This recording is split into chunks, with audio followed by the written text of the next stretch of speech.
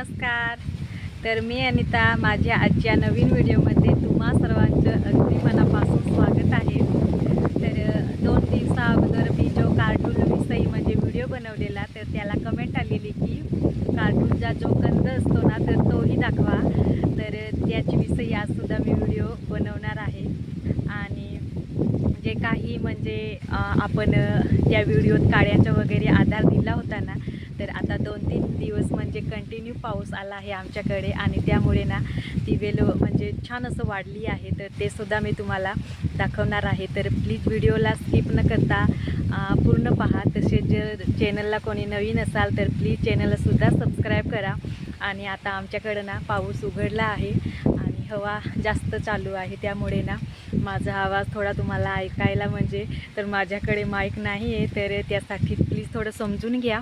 तर चला व्हिडिओला उशीर न करता आपण लगेच सुरुवात करूया. तर तुम्हाला ह्या व्हिडिओत ना जे कार्टूनचं कंद आणि आपलं जे काही फळ वगैरे असतं ना तर ते सुद्धा मी तुम्हाला दाखवणार आहे. तर एका ठिकाणी म्हणजे जे मी तुम्हाला त्या व्हिडिओत दाखवलेलं तर आमच्या शेतात म्हणजे निंबूपाशी आणि आपलं आंबापाशी आलेलं आहे.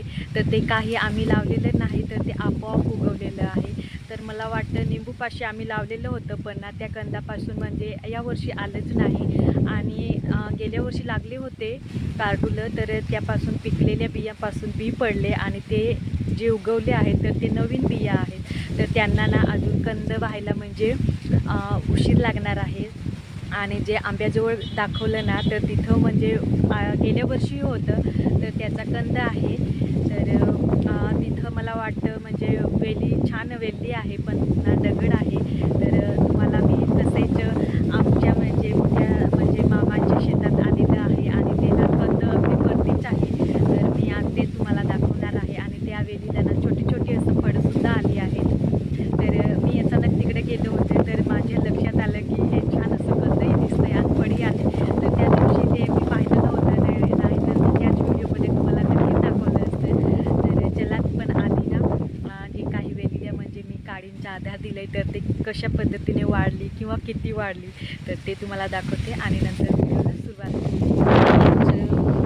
वातावरण एकदम साफ आहे आणि हवा चालू आहे आमच्याकडं.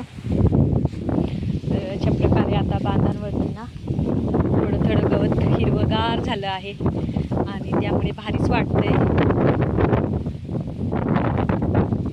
तर मला काही वेळच मिळाला नाही वेलीला म्हणजे मांडव वगैरे बनवण्यासाठी पण तरीसुद्धा वेडी वाकडं असं काड्या लावून घेतले जेणेकरून ना तिला वेलीसाठी थोडं आधार होईल. तर त्या व्हिडिओत पहा आणि आजच्या व्हिडिओत पहा तर किती भरपूर वेल मोठी झाली आहे. आणि ना तुम्ही पाहू शकता तर 2 ठिकाणी त्याला इकडंही हे पहा ही दुसरी जाते तर ही एक वेल आहे आणि ही जाते तर ही दुसरी वेल आहे आणि इथं त्याचा कंद आहे. तर ह्या ठिकाणी ना त्या वेलीचा कंद आहे.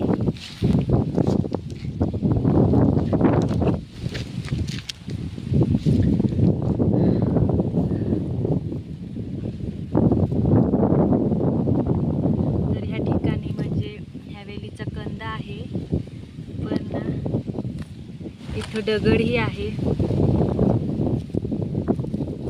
तर पहा इथून फुटलेली आहे.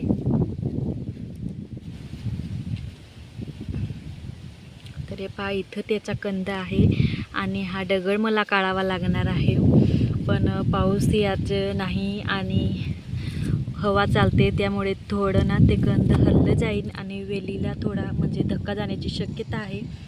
तर मी हे कंद राहू देते. आणि हे पहा कंदापासून ना खूप सारे फाटा त्याला फुटलेले आहेत.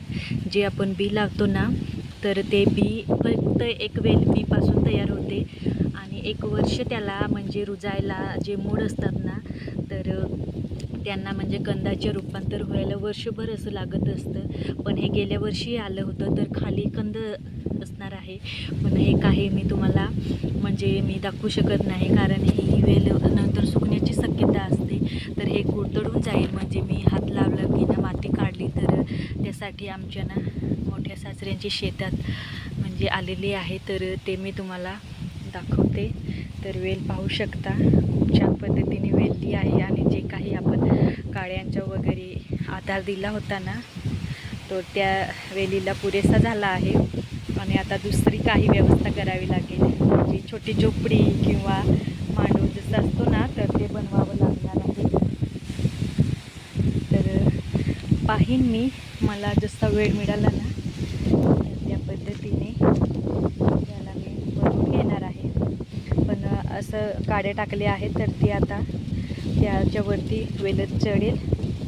आणि नाही बनवलं ना तरी ह्या काड्यांच्या आधारे ना ती असं वेलत जाऊन त्या आंबाच्या वरती म्हणजे जाऊन बसू शकते. तर ह्या वेलीजवळ ना म्हणजे दगड आहे आणि तो दगड हलवला की त्याच्यामुळं म्हणजे तो कसा आहे तर तो उघडा होईल. आणि नसल्यामुळे म्हणजे ती जी वेल आहे ना तर ती कोवळी आहे, तर ती कोंबून जाईल. तर त्यासाठी ना म्हणजे वेल आली आहे तर ती लावून. तर चला जाऊयात दुसऱ्या वेलीच्या कंद आणि छोटी छोटी अशी आलेली फळं पाहायला. तर आता मी जाते. तर जवळच आमचं बैल आणि आमच्या म्हशी इथं बाहेर म्हणजे गोठ्यातून काढून बांधलेलं आहे. कारण ना 2-3 दिवस म्हणजे पाणी कंटिन्यू होतं आणि त्यामुळे त्यांना आतच होत्या. तर फायनली आज पाणी उघडलं आहे आणि त्यांना छान असं बाहेर बांधलेलं आहे. तर त्याही मनसोक्त अशा बसल्या आहेत.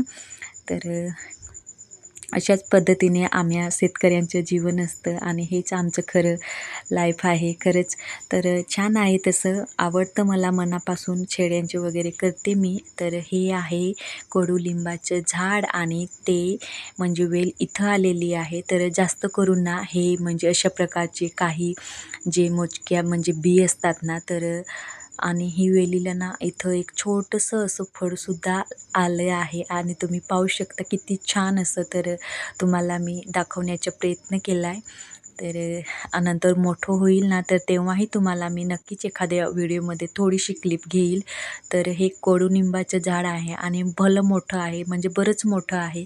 आणि विशेष करून ना हे म्हणजे गोष्टी म्हणजे ह्या झाडाच्याच खाली कसं तर ह्या ना जेव्हा हे फळ पिकलं जातं आणि हे फळ ना पक्षी वगैरे खात असतात आणि हे पक्षी अशा प्रकारे झाडावरती बसून खात असतात आणि त्यामुळे ना ह्या बिया खाली पडतात आणि मग त्यापासून नवीन रोप तयार होतं. तर गेल्या वर्षीही ते आलं असेल, कारण ना त्याच्या कंदावरूनच कळतं. तर एका वर्षात तर कंद मुळीच तयार होत नाही, कारण ना 1 वर्ष तर त्याला मूळ म्हणजे बी फुटते आणि त्याचं मूळ तयार होतं आणि मुळापासून मग कंद तयार होतं. तर ना ह्या वेलीचा कंद तयार झाला आहे. आणि जे मी तुम्हाला त्या व्हिडिओमध्ये म्हणजे लिंबाच्या झाडापाशी दाखवलेल्या, तर त्या नवीन बी होत्या.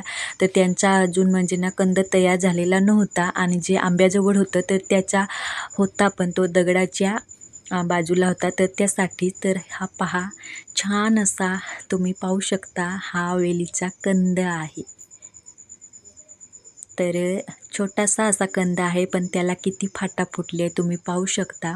आणि आता ना म्हणजे ह्या कंदामुळे ना दुसरं बी लावण्याची गरजच नाही, कारण ना हा कंदच जर म्हणजे दुसऱ्या ठिकाणीही नेऊन म्हणजे आपण लावला ना तरीसुद्धा दुसऱ्या वर्षी जसं पाण्याला सुरुवात होईल, म्हणजे पहिला पाऊस आला का मग तो फुटायला सुरुवात होते, म्हणजे बी वगैरे लावायची गरजच पडत नाही. तर यावर्षीही आम्ही ह्याला दुसऱ्या ठिकाणी खणून वगैरे काढून लावलं असतं ना तरी आलं असतं, पण ना आता ही वेल म्हणजे इतकी सारी वेलली गेली आहे आणि तिचं नुकसान होईल. तर त्यासाठीच म्हटलं ह्या वर्षी इथंच राहू द्यावा आणि नंतरच्या पुढे येणाऱ्या वर्षी आपण दुसऱ्या ठिकाणी लावूया. तर 3 फाटा फुटले त्या एवढ्याशा कंदाला आणि तुम्ही पाहू शकता त्याही किती साऱ्या वेली आहेत. ह्याला जर ना थोड्या काड्यांचा वगैरे आधार दिला असता ना तर अजून ते जोरात वाढलं असतं. तर असा म्हणजे माझा अनुभव आहे, कारण ना आपण ह्या वेलीला आधार दिला ना किती जोरात वाढत असते.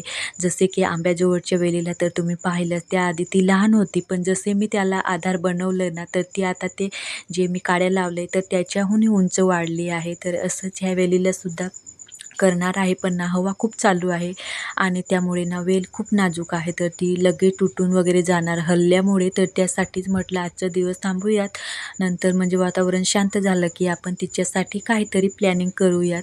तर बरंच मोठं म्हणजे वेली आहे आणि ह्या बिचारी वेलीला म्हणजे कशाचाही काही सपोर्ट नाही तरीसुद्धा ती छान असं वेली आहे. आणि ना खोडाच्या म्हणजे जवळच अगदी हा कंद आला आहे. तर हा जुना कंद आहे, कारण एका वर्षात सांगितल्याप्रमाणे कंद तयार होत नाही, तर त्याला रुजायला वर्षभर तरी लागतंच. तर अशा पद्धतीने मी तुम्हाला म्हणजे मला जसं जमेल किंवा माझ्या माहितीनुसार मी तुम्हाला कंद दाखवण्याचा प्रयत्न केला आहे. तर कसं वाटलं तुम्हाला कमेंटमध्ये नक्कीच सांगा. आणि छान आहे.